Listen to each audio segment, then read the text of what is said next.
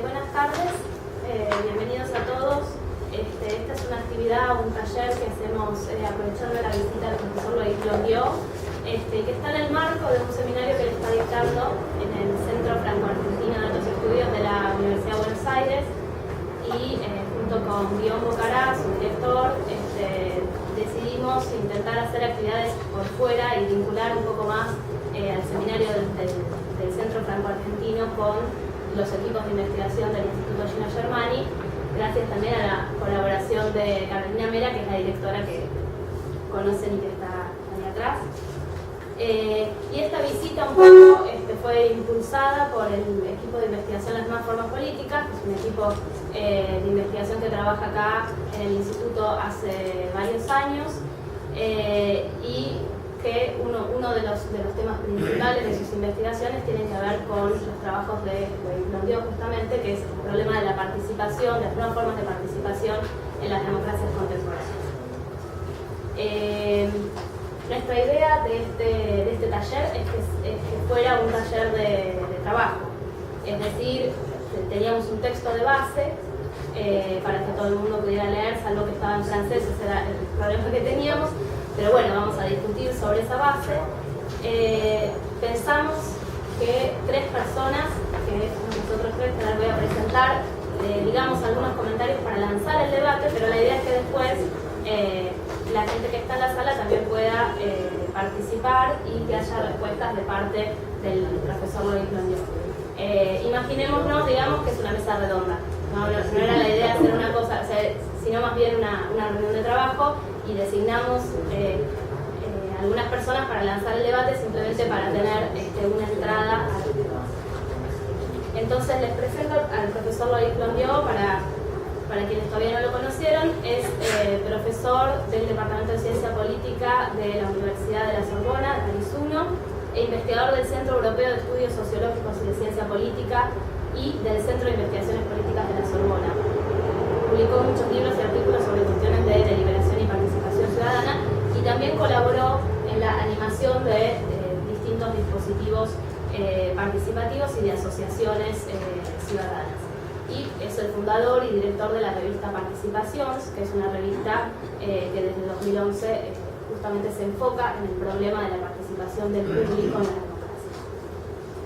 Invitamos a Enrique Perusotti, que tengo aquí al lado mío, profesor del Departamento de Ciencia Política y Estudios Internacionales de la Universidad Torcuato Di Tella e investigador del CONICET, también especialista en los problemas de la participación, la sociedad civil y las democracias de América Latina, y sobre temas sobre el cual también ha publicado libros, artículos y ha hecho consultorías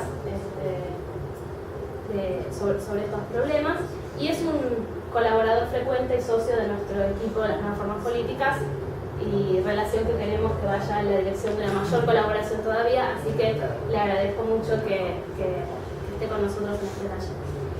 Y también va a lanzar el debate Emilia Arpini, que es licenciada en Ciencia Política de la Universidad de Buenos Aires y maestranda en Ciencia Política del Instituto de Altos Estudios Sociales de la Universidad de San Martín, y está realizando en nuestro equipo de investigación una investigación sobre participación y deliberación en Argentina, dentro del marco de nuestra línea general de investigación, pero en particular de un proyecto UBACIT, que se titula Entre la gestión y la negatividad, formas de participación ciudadana no electoral en la Argentina contemporánea.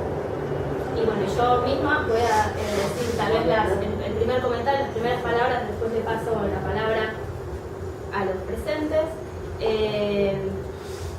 Que mi nombre es Rocío Anunciata, y que formo parte también de este equipo de Las Nuevas Formas Políticas, acá en el Instituto Gino Germani y en la Universidad de Buenos Aires.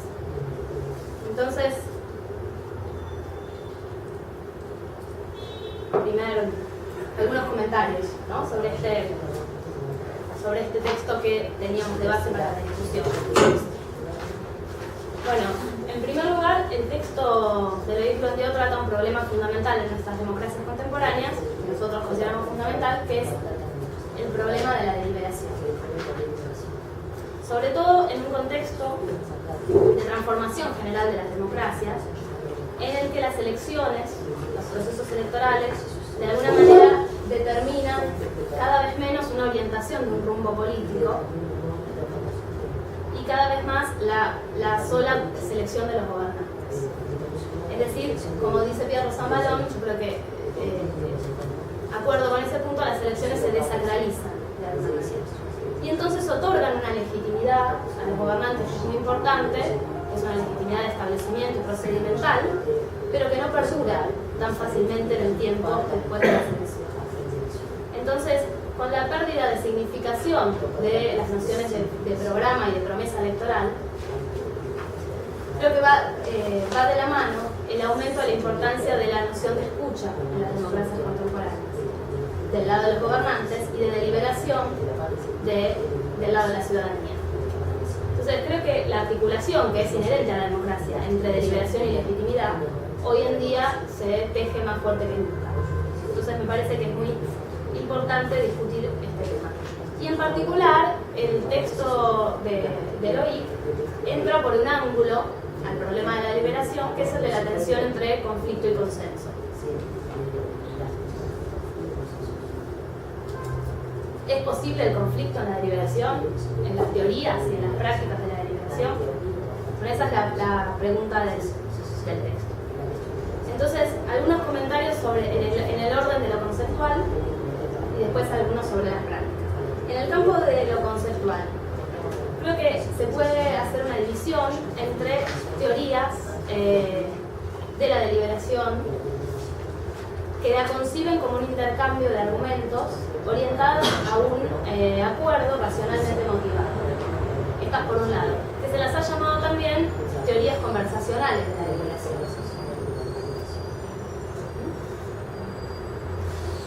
¿Sí? Porque conciben a la deliberación sobre todo como un intercambio cara a cara.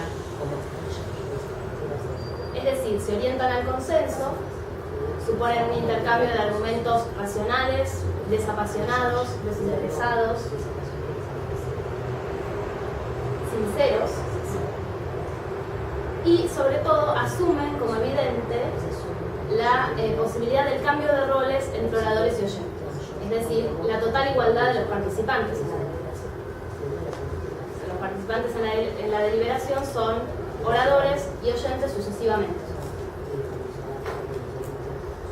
Pero no todas las teorías de la deliberación se definen por la búsqueda del consenso, como bien señala Loic en el artículo. Hay otras concepciones de la deliberación que podemos denominar retóricas, ¿no? Que se han denominado en oposición a estas conversacionales teorías retóricas de la deliberación. Y estas se basan, por un lado, en la inclusión de otros registros que no se limitan a los argumentos racionales, permitiendo la entrada en la deliberación de las emociones, las pasiones, los intereses y de otras formas de expresión que no necesariamente van de acuerdo a los cánones de las modalidades de expresión que corresponden a los modelos deliberativos. Y estas formas retóricas de la deliberación se basan en la idea de tomar en cuenta la especificidad y la particularidad de la audiencia a la que se dirige, digamos, el discurso. Al mismo tiempo, son teorías que toman en cuenta el carácter conflictivo de la deliberación y que en lugar de pensar la coacción sin coacción del mejor argumento,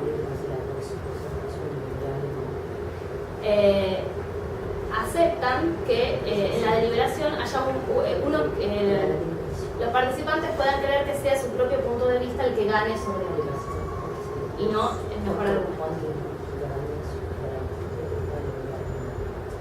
Entonces, en el texto, Loic menciona a algunos autores que podrían inscribirse en esta línea más retórica de la deliberación, que es una visión más agonística, por un lado, y que resulta al mismo tiempo más inclusiva, porque incluye otro tipo de registro y de discurso,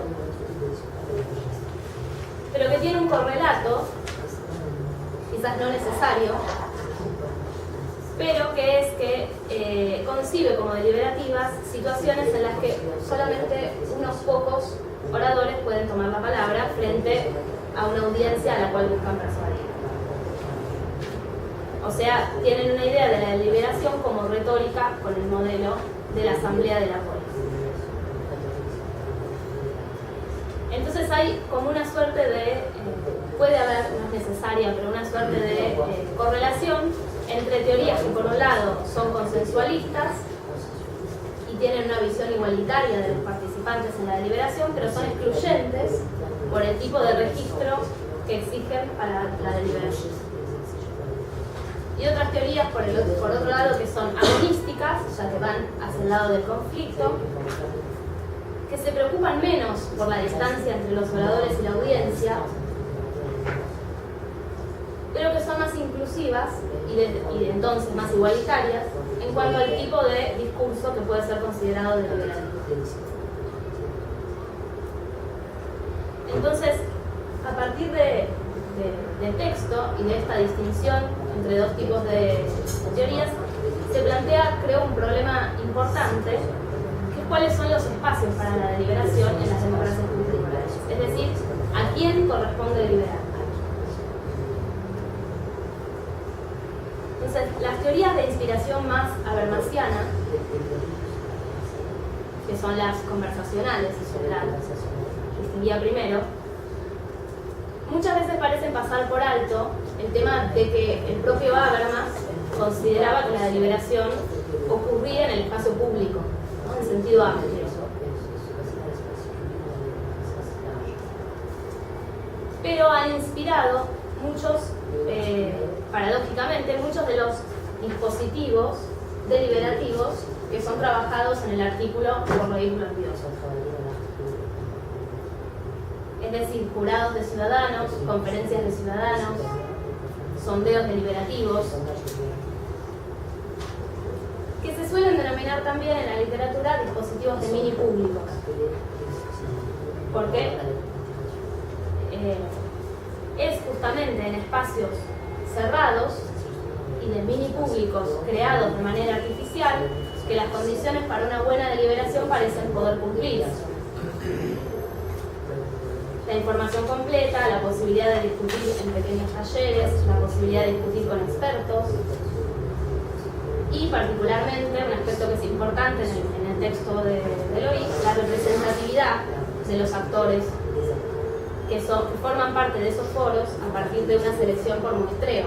Entonces se intenta de alguna manera representar a todos los actores. Pero el problema que tiene es que además de ser muy artificial, como lo llama el propio Loïc, son dispositivos que dan la impresión de una democracia de laboratorio, son dispositivos que se desarrollan sobre todo en Europa y en América del Norte, que nosotros conocemos menos como experiencia en América Latina. Pero además que supone que la deliberación es la de unos pocos.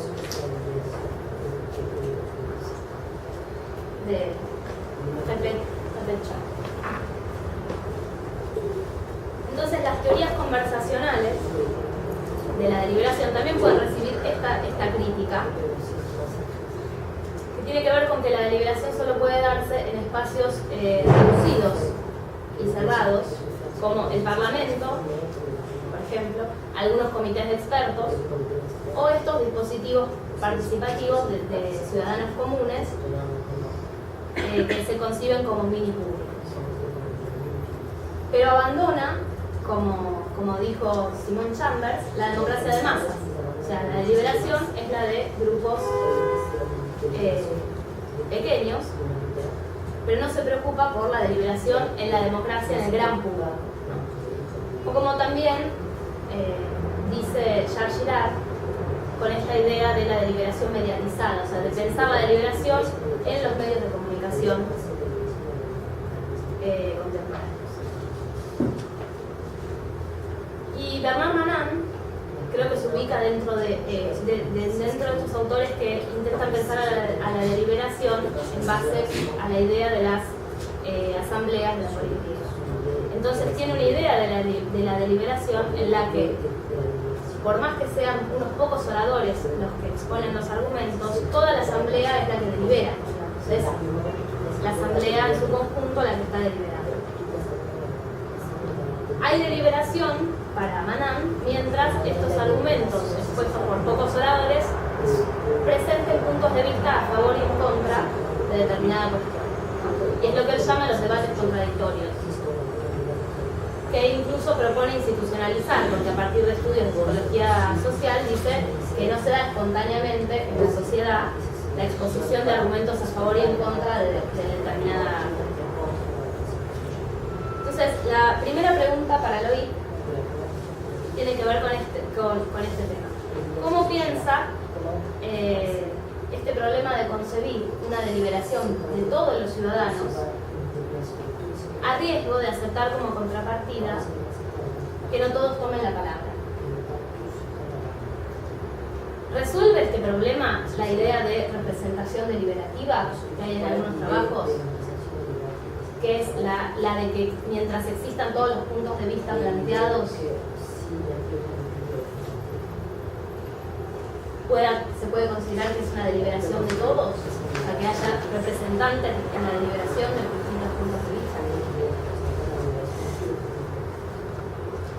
Ese es el primer tema. Después, otro problema teórico que tiene relación con este es el vínculo entre deliberación y decisión. Deliberación y decisión. Porque algunos autores definen a la deliberación por su vínculo con la decisión.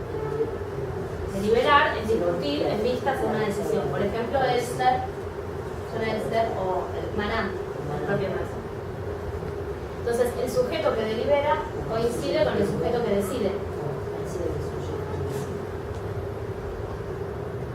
Pero eso también plantea un problema para pensar la deliberación en el gran público, en las democracias.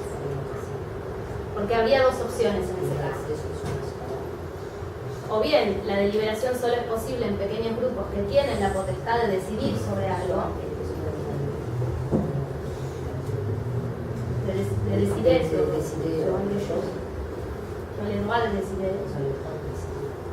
o bien la deliberación de toda la ciudadanía solo se puede pensar en relación con las elecciones, que es el momento en que la ciudadanía decide,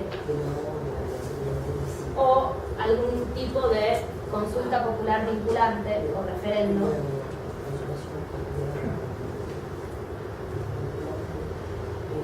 Obligatoria. Referéndum.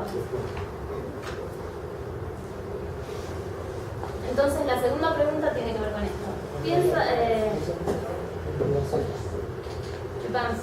que tiene que haber un vínculo directo entre decisión o deliberación, o el vínculo puede ser indirecto, al modo, por ejemplo, de la idea de influencia en Habermas. Es decir, ¿es necesario que coincidan los sujetos que deliberan con los sujetos que deciden?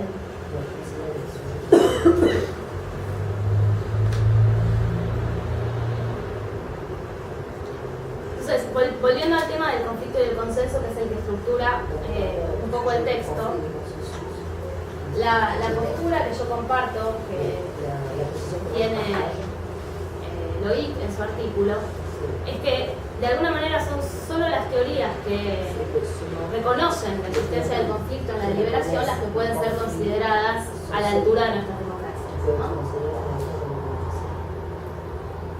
Pero sobre esto yo quería preguntarles qué lugar considera que tiene que tener o que puede tener, si es que hay alguno, el consenso en las democracias contemporáneas. ¿Hay algún lugar para el consenso? ¿Es importante que haya consenso en algún lugar? Porque como aspiración democrática, el consenso parece tener también cada vez más difusión, digamos, como ideal democrático. En el discurso político, muchas veces de los actores políticos, aparece la idea del consenso. Y también en las prácticas de ciertos movimientos ciudadanos, por ejemplo, que deciden decidir por consenso, porque es más legítimo que votar. Y también en los análisis académicos. Y pienso, por ejemplo, en los trabajos recientes de Rosanvallon, que considera que las democracias contemporáneas deben asegurar ciertos ámbitos ámbitos de consenso y ciertos ámbitos de conflicto, separadamente. Es decir, el consenso corresponde a instituciones independientes, autoridades independientes, cortes constitucionales, a las instancias que se consideran imparciales y reflexivas. Y el conflicto tiene que ver con la competencia entre posturas, entre visiones del mundo que se da en el ámbito electoral y partidario y representativo. Y de hecho, Rosanvallón considera que es peligroso tanto volver a partidizar y faccionalizar las instituciones del consenso, como pretender consenso allí donde debería haber conflicto, que es en el campo de la competencia partidaria. Entonces, mi pregunta tenía que ver, por un lado, con de qué lado estaría la participación ciudadana en esta dicotomía entre consenso y conflicto, que yo creo que es del lado del conflicto, a priori, ¿no? Pero quería preguntarle a Loic si le parece que el consenso tiene que igualmente tener algún papel en las democracias contemporáneas. Si tiene algún carácter intrínsecamente democrático que haga que haya que reservar lugar para el consenso en las democracias contemporáneas.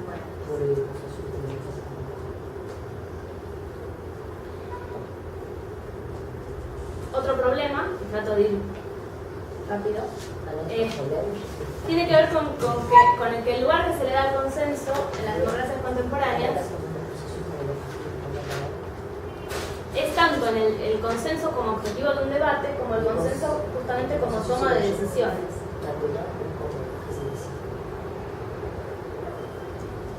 Y me parece que es interesante, en este sentido, pensar en el concepto de consenso aparente, desarrollado por Philippe Urfalino, porque muestra con ese concepto que muchas veces el consenso o la decisión por consenso puede encubrir fenómenos de autoridad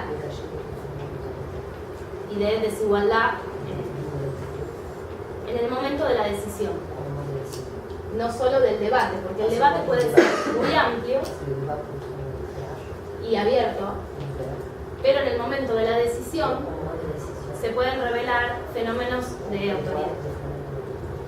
El concepto al que me refiero de consenso aparente describe situaciones en las que determinadas asambleas pueden debatir en un debate muy amplio y abierto durante mucho tiempo,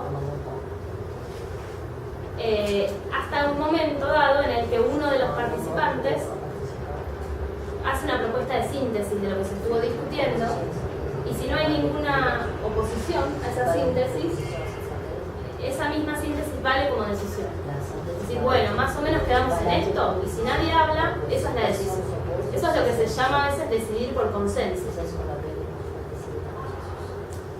Pero esto encubre que aquellos que no se manifiestan en contra, de alguna manera puede ser que no lo hagan porque no se animan, digamos, porque hay un fenómeno vinculado con una autoridad que puede ser institucional o cognitiva o de otro tipo. Entonces me parece interesante también este aspecto desigualitario del consenso, no solo en el debate, sino también en las formas de decisión. Y creo que este tipo de situaciones es bastante común en las instancias participativas que el propio Loic trabaja en el artículo, ¿no? En varias de estas instancias participativas, sobre todo por la preeminencia que tienen las autoridades que organizan el debate, incluso a su pesar, incluso aunque no quieran, tienen un rol que muchas veces opera este efecto de hacer la síntesis y de esa manera callar las oposiciones. Y muy rápidamente una reflexión sobre las experiencias, ya no en el plano conceptual, sino sobre las experiencias, sobre todo las que conocemos más en Argentina y en América Latina, que no son precisamente las de mini públicos a las que nos referíamos antes. Entonces, por un lado, nosotros tenemos formas de participación institucionalizada, como el presupuesto participativo, tenemos un gran despliegue de ese tipo de dispositivos,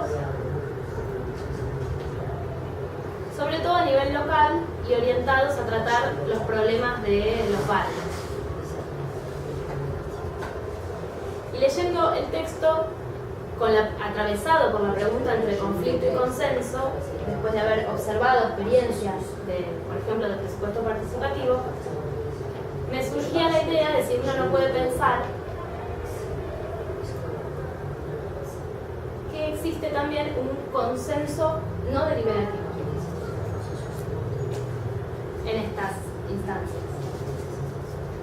Es decir, aunque es cierto que muchos ciudadanos plantean posturas conflictivas o cuestionan las reglas del juego de estas instancias participativas institucionales, finalmente los procesos participativos se orientan a lograr un consenso, que en el caso del presupuesto participativo es una lista de proyectos ciudadanos para implementar, muy concretas. Hay que llegar a una lista que después se va a votar y se va a implementar en el año siguiente por parte del gobierno. Pero muchas veces a lo que se llega es a una suerte de reparto entre proyectos, con un rol fundamental en este reparto del funcionario municipal o de la autoridad a cargo de la participación. Entonces, un poco la lógica de la negociación y del reparto me hacía acordar a la noción de gobernanza que discutimos el viernes en el seminario, y a esta idea que me gusta mucho de Jacques Rancière, la noción de la lógica de objetivación de los problemas. Es un concepto que me parece muy ilustrativo, que es la idea de que todo litigio, o sea, todo conflicto, se identifica como un problema. Todo problema aparece como un mero retardo de los medios de su solución. Desde que hay un problema, ya se sabe que digamos, es una forma de anulación del conflicto. Y la solución siempre aparece identificada con aquellos actores que hay que consultar para resolverlo.